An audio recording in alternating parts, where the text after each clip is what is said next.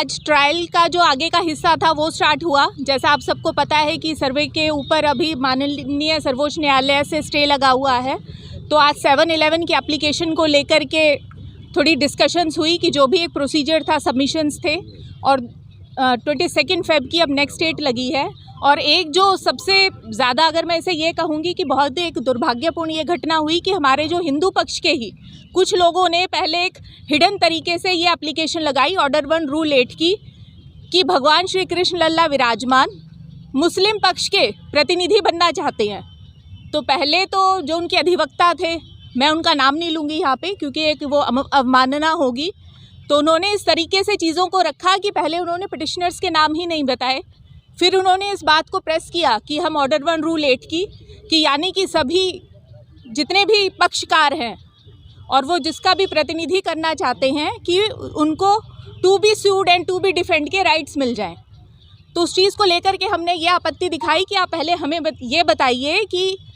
आप जो पक्षकार हैं आपका क्या नाम है और आप किसके प्रतिनिधि हैं एज अ बेस्ट फ्रेंड। फिर बहुत ज़्यादा दबाव और कुछ बहुत ही ज़्यादा हॉट आर्ग्यूमेंट्स होने के बाद फिर हमने जब वहाँ पे प्रेशर क्रिएट किया अपने आर्ग्यूमेंट्स के द्वारा, तो हमें ये पता चला कि भगवान श्री कृष्ण लल्ला विराजमान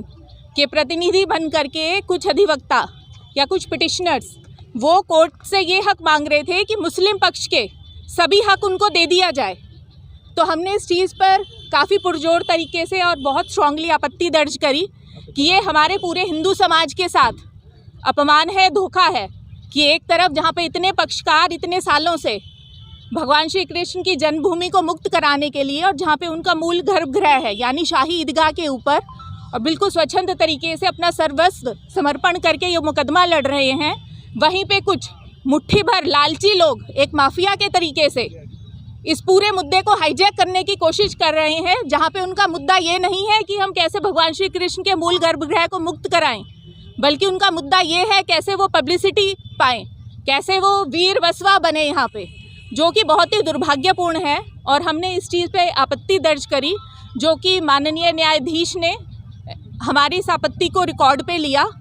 और इस चीज़ के हम काफ़ी शुक्रगुजार हैं। और मीडिया के माध्यम से भी हम ये सब आपके बीच से ये आवाज़ पूरे देश के हर कोने तक ये पहुँचाना चाहते हैं कि लोग देखें और जो अच्छे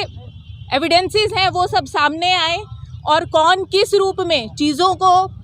गुमराह कर रहा है एक हिंदुओं के भावनाओं के साथ अपने ही मुट्ठी भर लोग। तो ये जो चीज़ें हैं ये सरफेस पे आनी चाहिए। 22 फ़ेब। रीना एन सिंह।